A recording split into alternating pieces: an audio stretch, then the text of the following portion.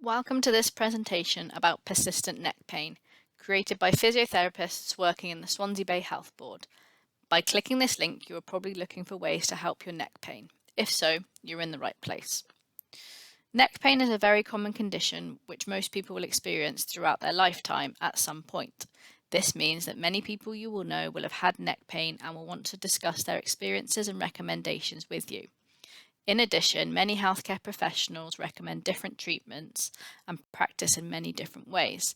This can often be conflicting, confusing, and frustrating. Fortunately, there is a body of scientific literature available to help us make good choices about our healthcare.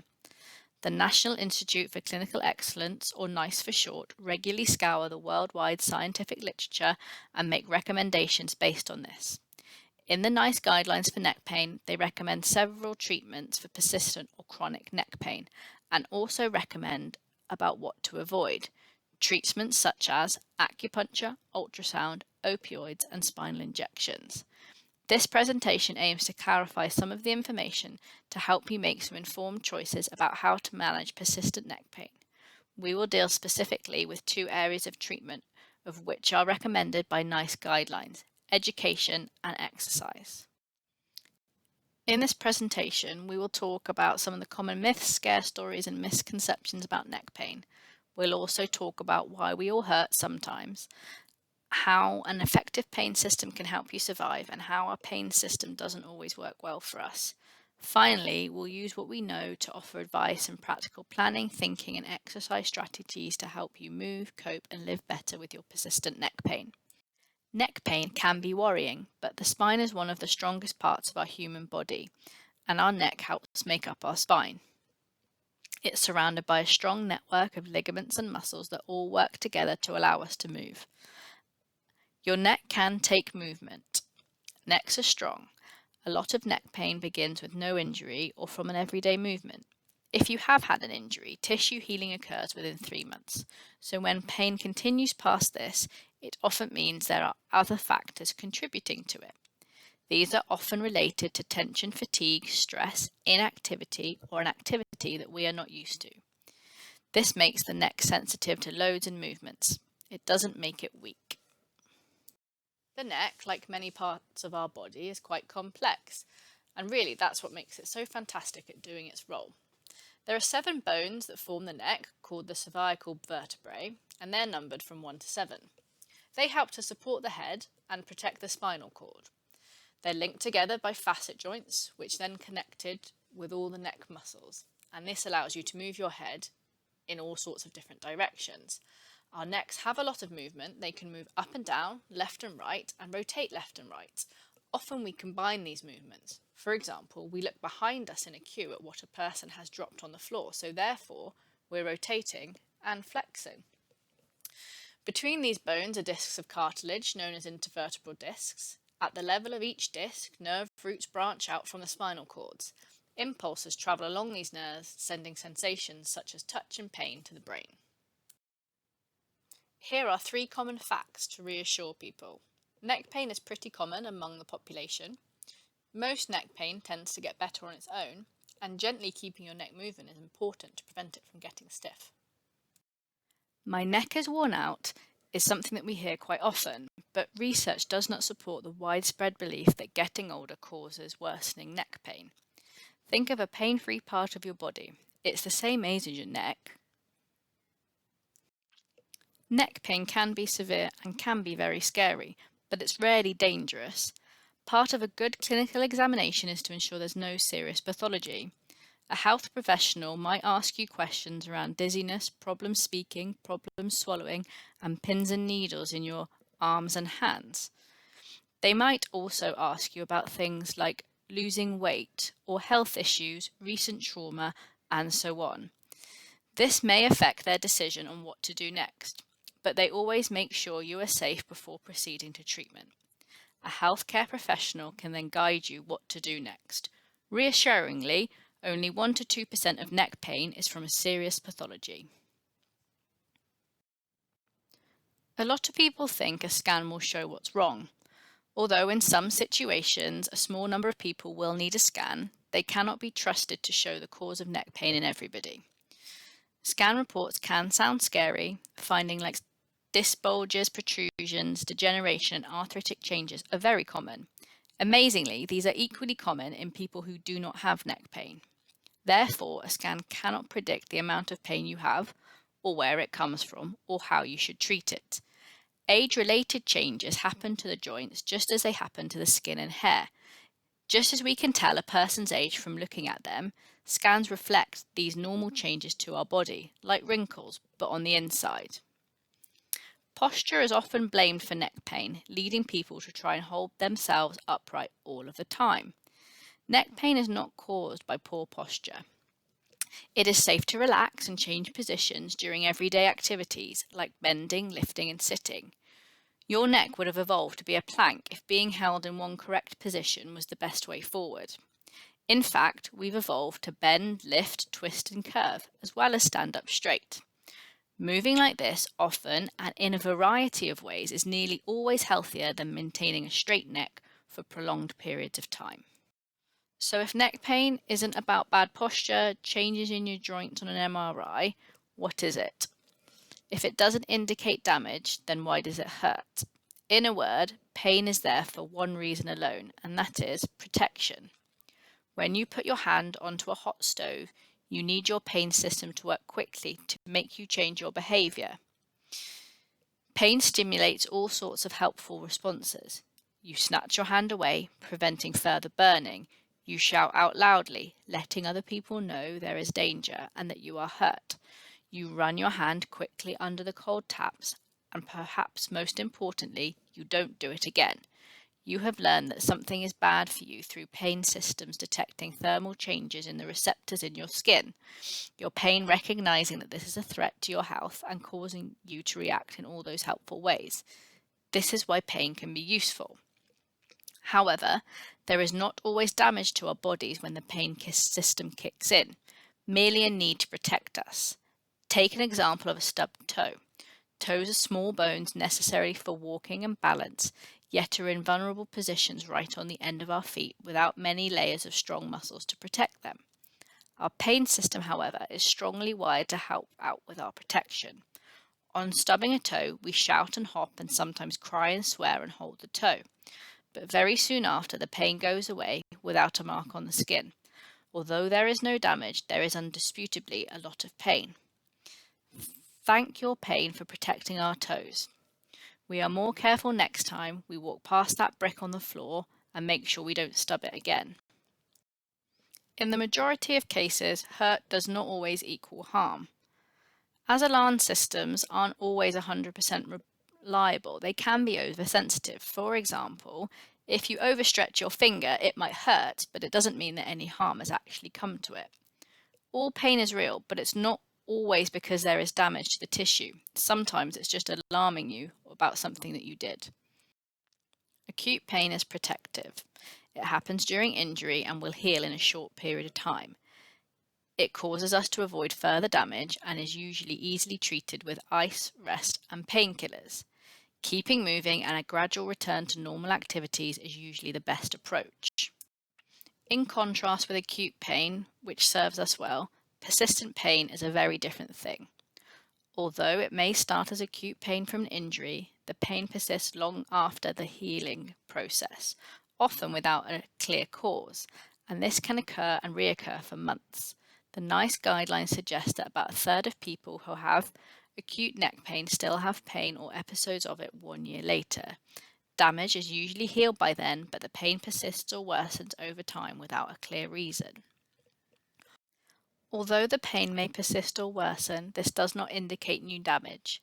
In persistent pain, repeated stimulation of the nervous system leads to it becoming oversensitive, like an alarm which is triggered wrongly and too often.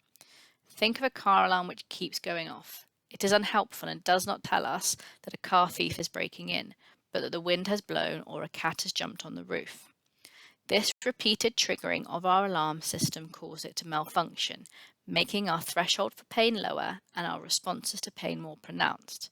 Because we think there is an ongoing danger and damage, we continue to avoid using the affected part, to protect it, to worry about it, to use more and more things to do to try and get rid of it. Unfortunately, this further affects the way our nerves work, causing them to become more oversensitive. This is unhelpful and a vicious cycle.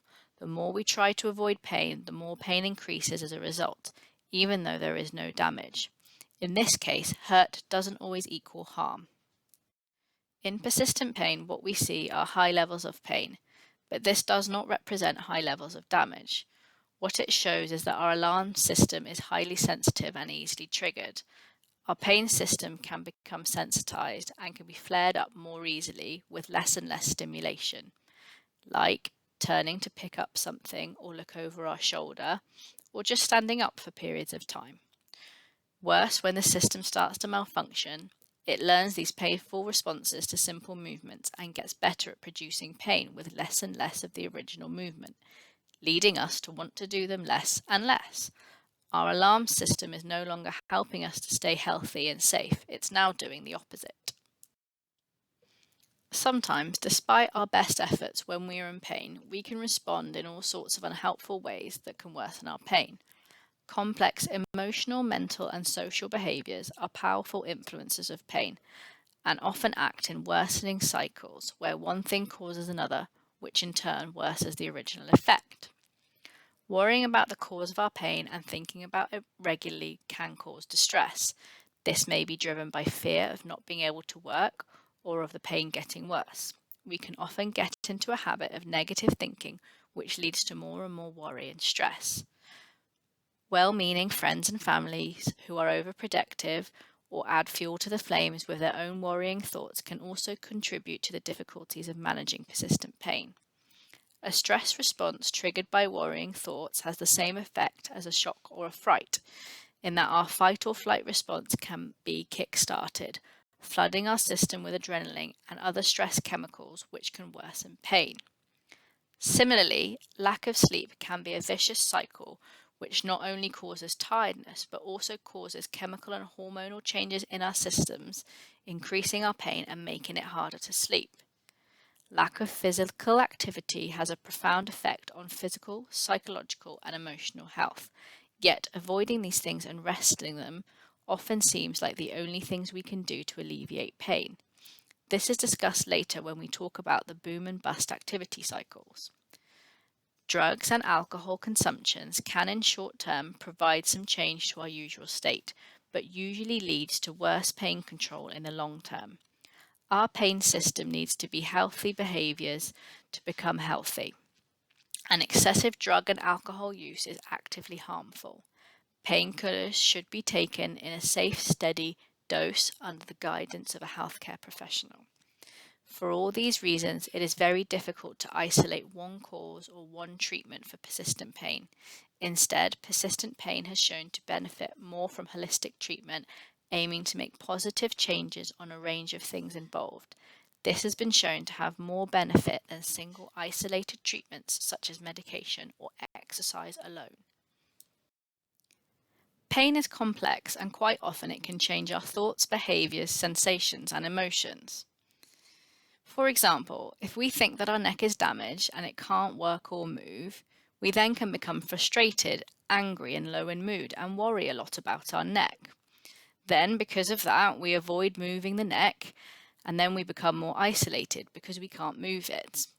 And then, because we have a pain, ache or tingling sensation, we worry more, and then this cycle of thoughts, emotions, behavior and sensation can lead to our pain alarm system becoming oversensitive.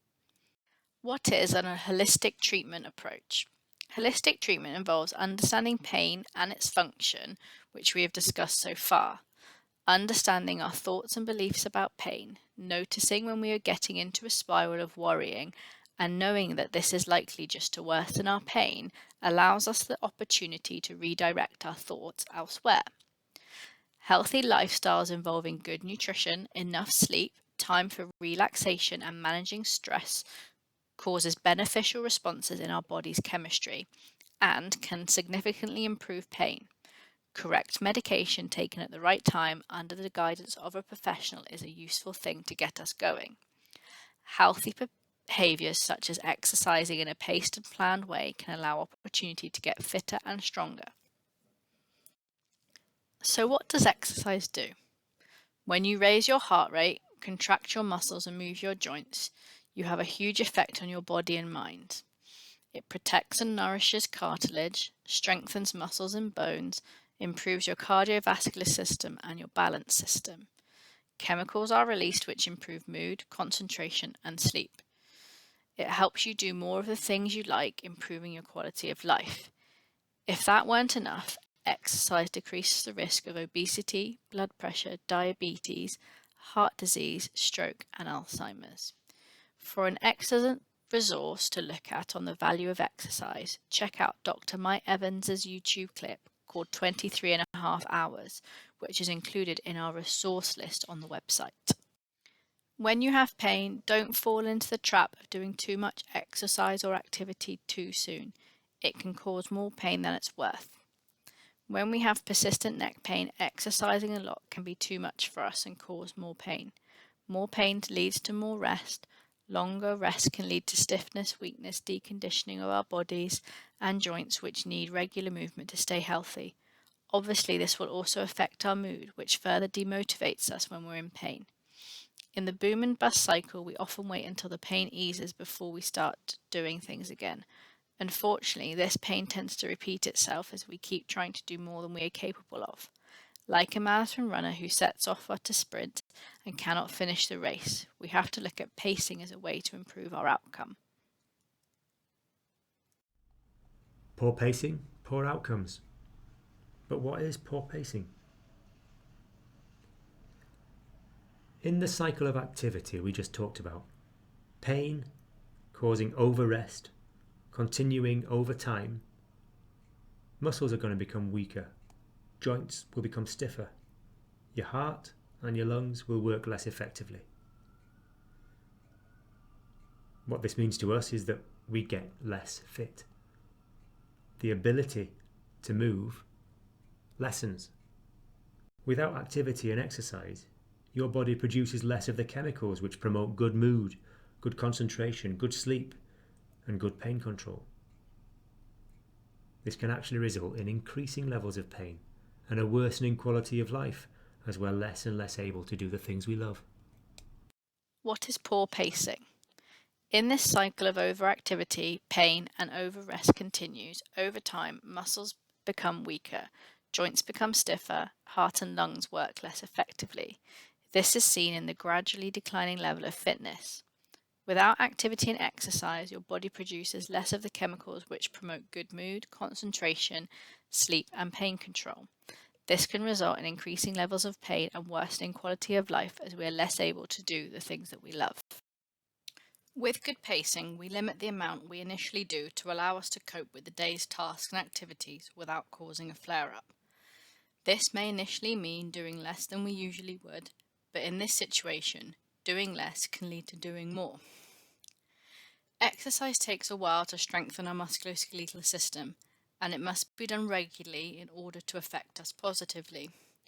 With good pacing, we allow our bodies to adapt and maintain our improvements, as we don't keep breaking the regularity of our exercise treatment by having rests for long periods. How do you exercise easily and safely? Well, firstly, just start. Always start slowly and gently. Guidelines recommend that adults do 30 minutes of moderate activity 5 times per week. Don't worry if you start at 1 minute per day. The important thing is to begin. Then, continue. If it hurts a little, don't worry. However, if it hurts for more than 1 hour after exercises, adapt and reduce the amount you do. When the pain comes back to normal levels, start again. Build up. When your pain and exercise routine is regular, steady, and manageable, then you build up the repetitions, or the resistance, or the amount of time, slowly. Exercise takes weeks and months to be effective, not a few days, so stick at it and it will be worth it in the end. When a neck is very sore, starting with the simple movements first can be a good way to get into exercises that will help your neck. Think about moving your neck up and down, left and right, rotating it left and right, and trying to do a neck stretch where you slide your chin forwards and backwards to give yourself a double chin. Strength exercises are really important in neck pain. Consider putting your hand behind your head and pushing back into it for 10 seconds. Do the same with when you push your head left and right and rotate it, as well as tucking your chin and your shoulders back. These exercises are some progressions on the previous exercises we did for your neck, involving some upper body strength that will take some neck strength as well, such as a press up on a wall or a press up on your knees on the floor, a rowing action which you could use a band or a can of beans, pulling them from in front of you towards your side, like in the middle picture, and some exercises in 4-point kneeling when you arch and lower your back and weight bear through your arms. Other upper body exercises can be good to do while your neck is progressing, things like bicep curls and tricep curls or press work. Other things you can do to help persistent pain include keeping active. Remember the recommendations to maintain health are for 30 minutes of activity 5 times per week. Set goals to help you achieve this, such as 5-minute walks per day for a week and then another goal of 6 or 7 minutes. If you hit your first one, just keep building. Improve your sleep. Things like reducing or eliminating alcohol, having a relaxing routine and no blue light screens for an hour before bed, darkening the room and ensuring the room is quiet and cool are useful ways to start. Focus on other things besides your pain. Distraction has been shown to be a painkiller. Doing things you enjoy will help shift your focus away from your pain, giving you a sense of satisfaction and help you to relax. Managing stress helps us to deal with pain. Stressful situations can lower our pain tolerance. Avoiding these stresses can improve our pain. The following slides contain a lot of information about what you should do if your symptoms aren't improving. Please read them carefully. There are some slides that suggest when you should see a physio, your GP, or in rare occasions attend an A&E department. Please take your time to read through all these different bits of information.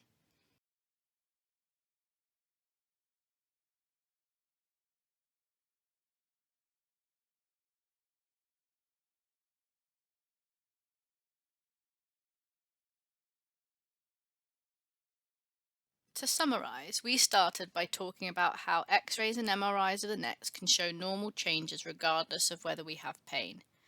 A picture in this case often tells us an unrelated story to our pain. We also talked about that there are many scare stories and myths about neck pain, and this does not always get worse and is rarely dangerous. Remember, pain does not always mean damage. Next, we discussed how persistent neck pain is complex and its causes and is unlikely to be treated well with just one thing. There are no miracle cures, but there are many things which might help, and some of the things which won't. Avoidance of movement and exercise doesn't help, but affects both physical and mental health. Whilst too much movement and exercise can aggravate pain with similar negative consequences, neck pain can be treated safely with gradually increasing amounts of exercise. Neck pain can improve when we choose helpful ways of thinking and behaving, choosing to reduce stress levels, improving our sleep, and focusing on other enjoyable things beside pain. So we hope this has been useful. There's some useful resources available in these web links on the Swansea Bay Health Board physiotherapy website, but this is by no means a complete list. Look around your local area to find opportunities to move, to exercise and to do things that you enjoy. And good luck. We hope this video has been useful. Here are some useful resources all available in the web links. These are by no means a complete list. Look around your local area to find opportunities to move, to exercise, to do things you enjoy. Good luck, and be sure to check out our webpage, which will have lots more useful links, leaflets and ideas.